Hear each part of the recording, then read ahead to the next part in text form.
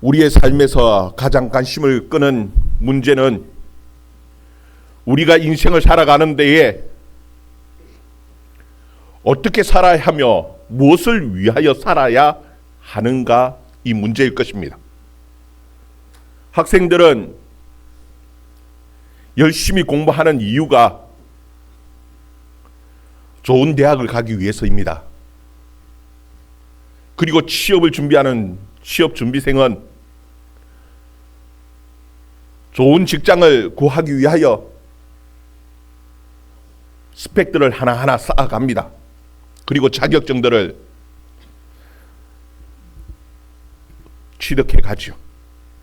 그리고 직장생활하는 사람들은 승진하기 위하여, 그리고 직장에서 인정받기 위하여 참 수고하며 노력합니다. 우리는 이 세상이 전부인 것처럼,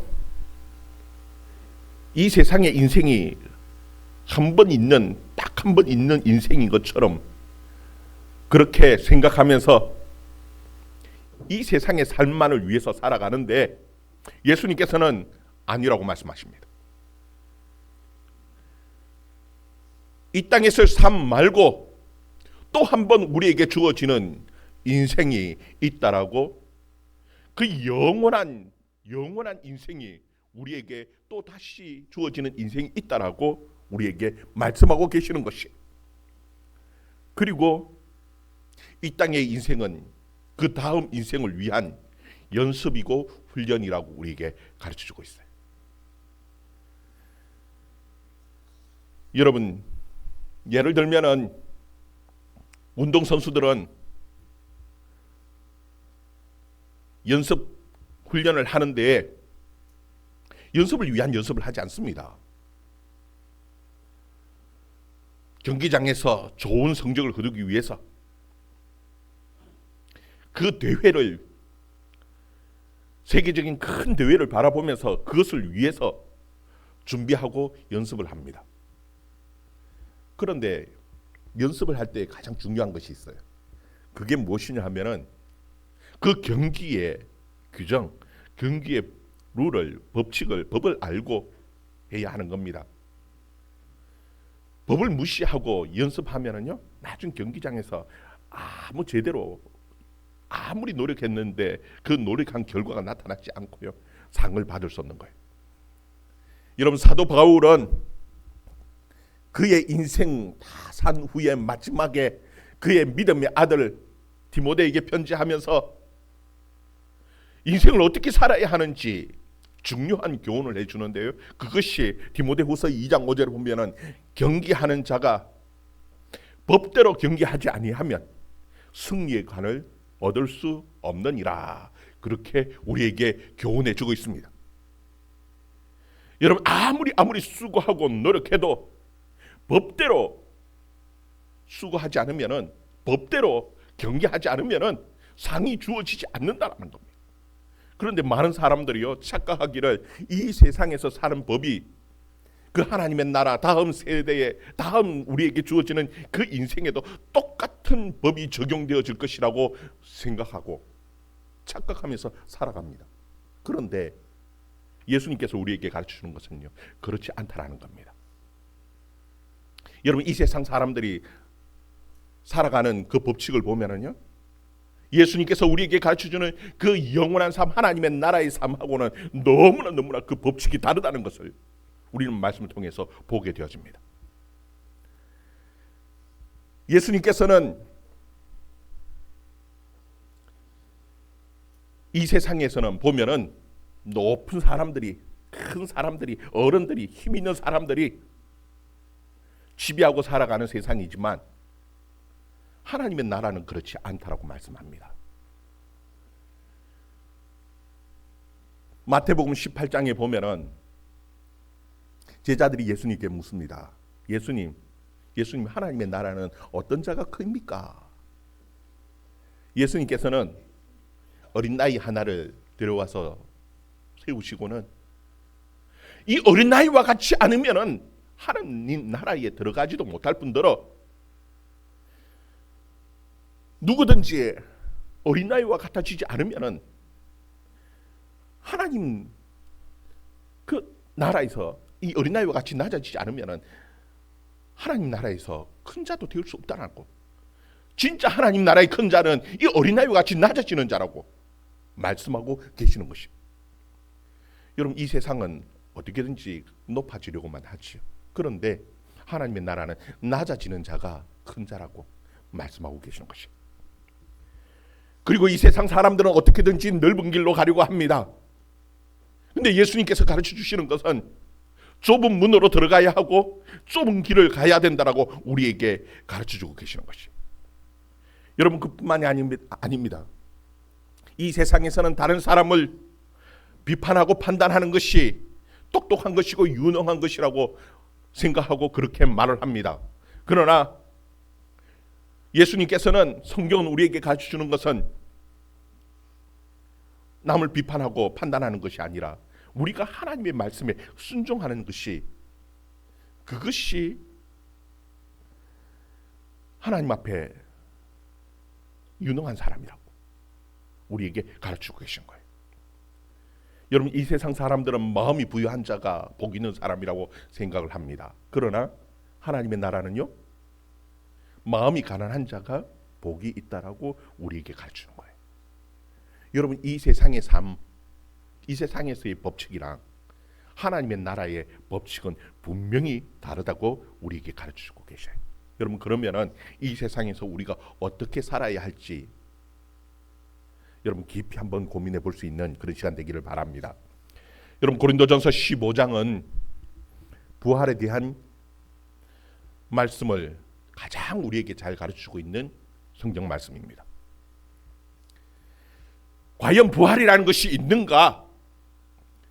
부활이라는 것이 있다라면 부활은 어떤 부활인가에 대해서 사도 바울은 고린도전서 15장을 통해서 우리에게 가르쳐주고 계시는 것입니다. 여러분, 사도 바울이 고린도 교회에 그 교인들에게 이 부활에 대해서 자세하게 설명해 주는 중요한 이유가 있습니다. 그 이유는 다른 것이 아니라, 여러분, 이 고린도라는 곳은 이 그리스에 있는 도시입니다. 아테네하고 가까이 있어요. 그러다 보니까 그 그리스 아테네의 철학을 굉장히 많은 영향을 받는 도시가 어디냐면 이 고린도였습니다. 여러분, 보면은 그리스 철학에 소크라테스나 플라톤 같은 사람들은 어떤 말을 하느냐 하면요, 우리의 영혼은 굉장히 고차원적이고 영혼은 깨끗한 것이고 영혼은 숭고한 것인데 우리의 육체는 악한 것이고 저차원적인 것이고 추한 것이라고 가르쳐주고 있어요. 그러면서 하는 말이 무엇이냐 하면요, 이 우리의 육체는 영혼을 가두고 있는 감옥과 같다.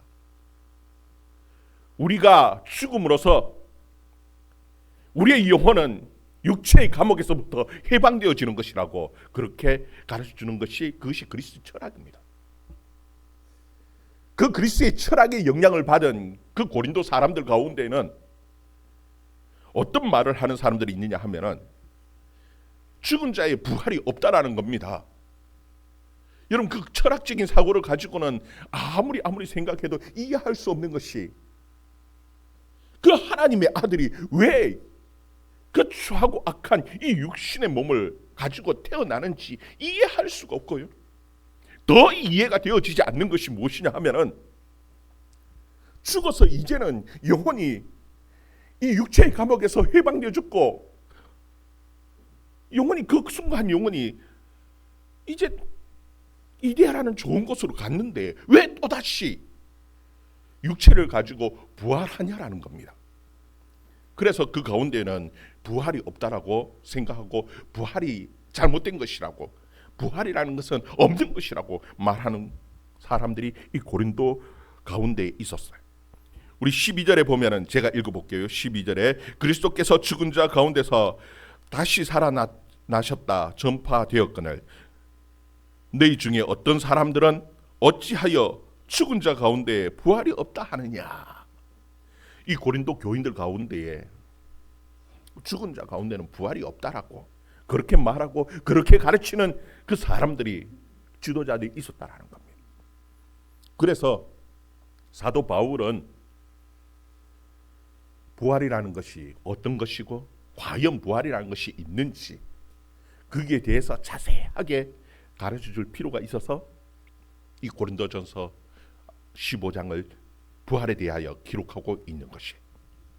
우리 1절 2절 말씀 1절 2절 말씀 같이 읽습니다. 시작. 형제들아 내가 너희에게 전한 복음을 너희에게 알게 하노니 이는 너희가 받은 것이요 또 그 가운데 선 것이라. 너희가 만일 내가 전한 그 말을 굳게 지키고 헛되이 믿지 아니하면 그로 말미암아 구원을 받으리라. 아멘. 여기 말씀에 보면은 1절에 내가 너희에게 전한 복음을 너희에게 알게 하노니 그렇게 말씀합니다. 여러분 너희에게 전한 복음을 너희에게 알게 하겠다라 이 말씀은 이 너희에게 전한 그 복음이 단순한 이론이 아니라 실제로 증명 가능한 하나님의 말씀이라는 것을 얘기해 주고 있는 거예요. 여러분 철학은 그 대부분의 철학은 이 우리의 이성을 가지고 생각하면서 그냥 상상하면서 만들어낸 그런 이야기들이 많습니다. 특히나 플라톤이 말하는 그 이데아와 같은 이상적인 세계는요 증명할 방법이 없습니다. 증명할 길이 없습니다. 그런데 사도 바울이 전한 이 복음은 확실하게 증명 가능한 그리고 현재 우리의 삶 속에서 실제로 일어나는 역사라는 것을 사도 바울은 말하고 있는 겁니다. 그래서 확실하게 내가 너희에게 알게 해주겠다, 보여주겠다라는 것을 말씀하고 있는 것이. 여러분 이것이 어떻게 증명되어집니까? 이게 또 어떻게 우리에게 확실하게 이루어지는 실질적인 역사가 되어지는 것입니까? 여러분 3절 4절 말씀 같이 한번 읽어봅시다. 3절 4절 말씀 같이 읽습니다. 시작. 내가 받은 것을 먼저 너희에게 전하노니 이는 성경대로 그리스도께서 우리 죄를 위하여 죽으시고 장사 지낸 바 되셨다가 성경대로 사흘 만에 다시 살아나사. 아멘. 여기 보면은 사도 바울은 여기서 중요한 말씀을 하는데 그리스도께서 우리를 위하여 우리의 죄를 위하여 죽으셨는데 이것이 그냥 죽으신 것이 아니라 무엇대로요? 성경대로. 성경대로 그리스도께서 우리의 죄를 위하여 죽으셨고 또 살아나셨는데 그냥 살아나신 것이 아니라 무엇대로요? 성경대로 사흘 만에 다시 살아나셨다라는 말씀입니다. 여기서 중요한 것은 성경대로입니다. 여러분 이 성경대로라는 그 의미가 어떤 의미냐 하면은요, 이 성경대로라는 이 의미는 하나님의 중요한 약속이 기록되어져 있는 것이 성경입니다. 즉 다시 말하면 하나님의 중요한 약속이 있었고 그 약속대로 이루어졌다라는 겁니다.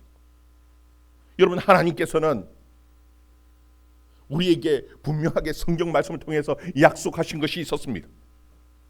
우리 인생은 죄로 인하여 죽어야 하는 영원한 지옥에 죽어야 하는 인생이었는데 하나님의 아들이 이 세상에 오셔서 우리의 죄를 대신하여서 십자가에 죽으시면은 그를 믿는 자에게 누구든지 그 십자가에 죽으신 그 예수 그리스도를 믿는 자에게 영생을 주겠다라고 하나님의 약속의 말씀이 있었다라는 겁니다. 그리고 그 약속의 말씀대로 예수 그리스도께서 우리의 죄를 대신하여서 십자가에 죽으셨고 그 약속의 말씀을 이루기 위하여 예수 그리스도께서 그 말씀대로 약속대로 사흘 만에 다시 부활하셨습니다. 약속이 있었고 실제로 그 약속대로 이루어졌다라는 겁니다. 여러분 그렇다면은 약속이 이행되어졌다라면요, 우리의 구원은요 지극히 당연하게 그 약속대로 이루어지는 겁니다. 우리에게 영원한 영생이 그 성경의 말씀대로 하나님의 그 약속대로 이루어진다라는 것을 사도 바울은 표현하고 있는 것이 바로 이 성경대로라는 말씀입니다. 여러분, 성경대로 예수님께서 우리 죄를 위하여 죽으셨고 성경대로 그 약속대로 살아나셨기에 우리에게 영원한 인생이, 우리에게 영원한 부활이 주어진 줄 여러분 믿을 수 있기를 주의 이름으로 축원합니다. 사도 바울은 오늘 말씀에 이 부활에 대한 목격자들이, 수많은 목격자들이 있다라고 증거해주고 있는 겁니다. 여러분, 이것은 그냥 단순하게 이론이 아니라 실제로 일어난 역사적인 사건이라는 것을 사도 바울은 분명하게 말씀하고 있는 거예요. 5절에서 8절 말씀, 5절에서 8절 말씀 같이 읽습니다. 시작. 게바에게 보이시고 후에 12 제자에게와 그 후에 500여 형제에게 일시에 보이셨으니 그 중에 지금도 대다수 살아 있고 어떤 사람은 잠들었으며 그 후에 야고보에게 보이셨으며 그 후에 모든 사도에게와 맨 나중에 만삭되지 못하여 난 자 같은 나에게도 보이셨느니라. 아멘. 예수님께서 죽으시는 것은 그 당시 예루살렘에 있었던 유월절에 예배드리기 위하여 하나님 앞에 예배드리기 위하여 올라온 그 유대인 그 대다수들은 다 본 겁니다. 예수님께서 십자가에 죽으신 것은 확실해. 그리고 예수께서 사흘 만에 그 사망을 이기시고 성경대로 다시 부활하신 것도요, 수많은 사람들이 보았다는 겁니다. 거기 보면은 게바에게 보이시고, 물론 막달라 마리아가 제일 먼저 봤지요. 그러나 그 사도들 가운데 확실하게 증거할 수 있는 그 사도들 가운데 게바가, 즉 베드로가 먼저 봤어요. 베드로만 보았느냐? 거기 보면은 12 제자에게와, 목사님 11 제자 아닙니까? 유다는 죽었지 않습니까? 자살해서 죽었지요. 부활하신 예수님을 못 봤지 않습니까? 예, 유다 대신에 또 한 제자를, 사도를 세웠지요. 마띠아라는. 그리고 그래서 12 제자가 완성되어졌습니다. 채워졌습니다. 그 12 사도, 12 제자에게 예수님께서 보이셨어요. 그뿐만이 아니라 성경에는 기록되어져 있지 않지만 오늘 말씀에 기록되어져 있는 500여 형제들에게 일시에 예수님께서 보이셨습니다. 500명이 모인 성도들 가운데 부활하신 예수님께서 그들에게 보이셨고요. 그 500명 가운데에 많은 사람들이 이 고린도 전서를 쓰고 있을 그 당시에도 많은 사람들이 대다수가 살아있다라고 사도 바울은 말하고 있습니다. 많은 사람들이 보았죠.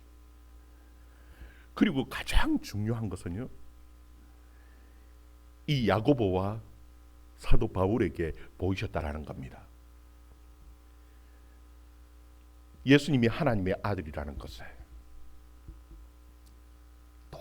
도무지 믿을 수 없었던, 가장 믿지 않았던 사람 두 사람이 있습니다.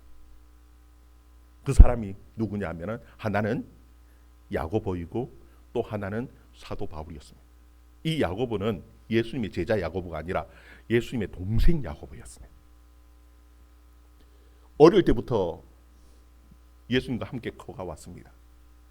같이 어릴 때부터 커가왔으니까요, 하나님의 아들이라는 것을 도무지 믿을 수가 없었습니다.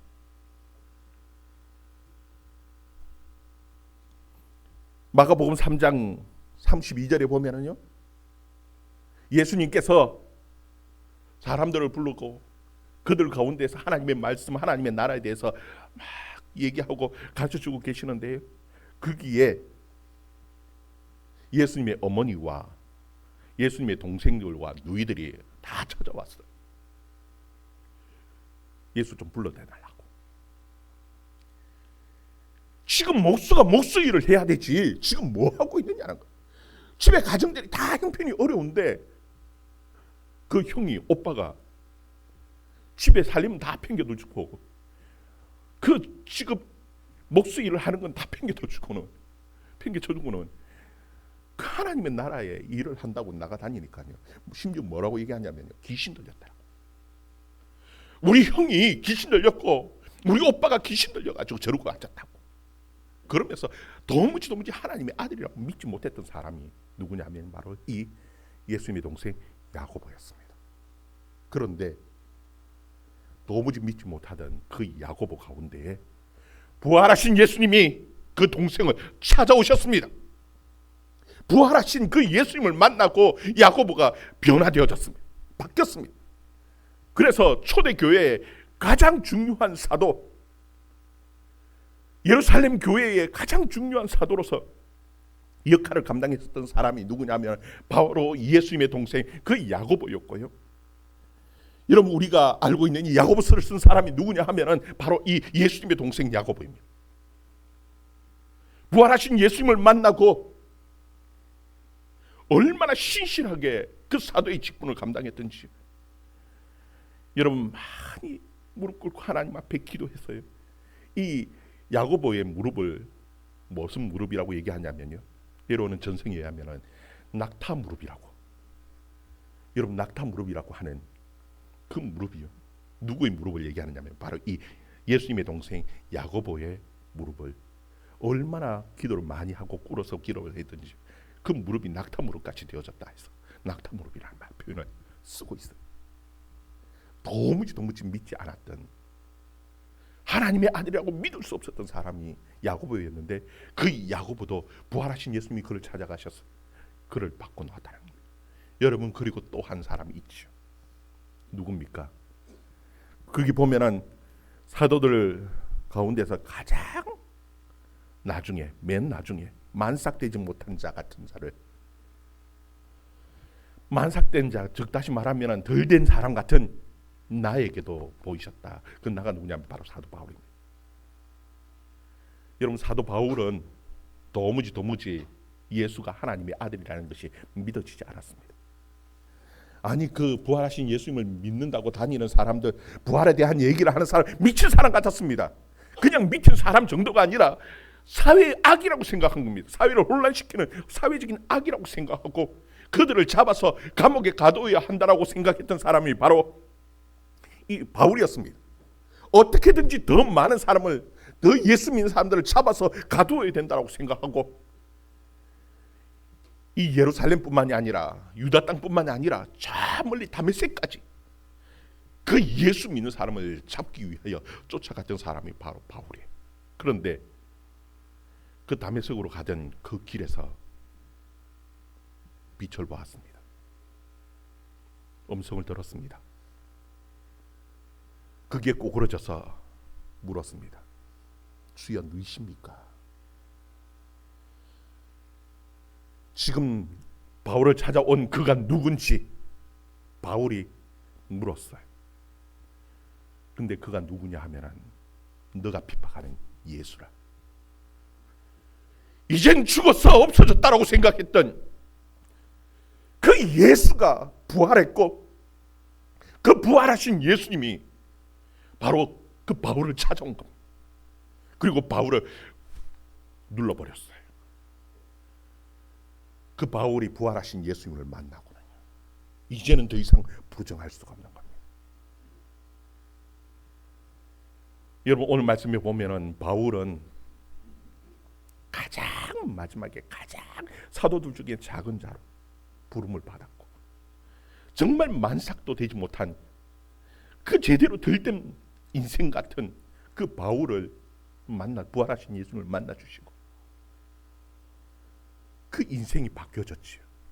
그래서 그가 고백하는 것이 무엇이냐 하면은 내가 다른 어느 누구보다도 모든 사도보다도 더 많이 수고했다. 그렇게 고백하고 있습니다.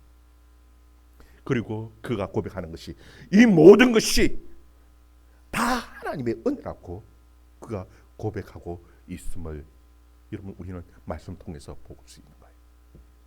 여러분, 우리가 어떻게 살아야 합니까?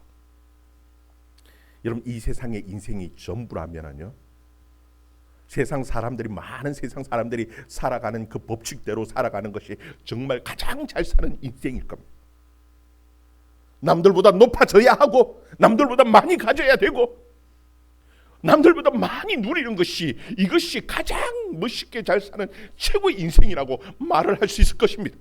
그런데 예수님께서 우리에게 분명하게 가르치시는 것은요, 이 세상의 인생이 전부가 아니라 부활의 인생이 있고 영원한 인생이 우리에게 다시 한번 주어진다.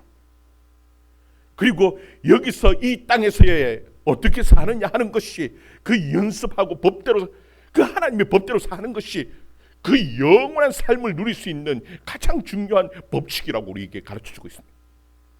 여러분, 이 세상의 법이 아니라 하나님의 나라의 법대로 살아갈 수 있는 저와 여러분이 되기를 주의 이름으로 축원합니다. 높아지는 것이 아니라 낮아지고, 넓은 길을 가는 것이 아니라 좁은 길을 가고, 남들을 판단하고 비판하는 것이 아니라 오히려 더 낮은 자리에서 섬기며 하나님의 말씀에 순종하며 살아갈 수 있는 저와 여러분의 삶이 되어줄 수 있기를 주의 이름으로 축원합니다. 부활은 상상으로 만들어낸 이론이 아닙니다. 하나님의 약속에 의하여 실제로 우리 가운데 이루어진 하나님의 역사입니다. 그리고 실제로 수많은 사람들이 그 부활을 보았고 경험했습니다. 그리고 우리에게 주어질 하나님의 역사입니다. 여러분, 그 은혜 속에 살아갈 수 있기를 주의 이름으로 축원합니다.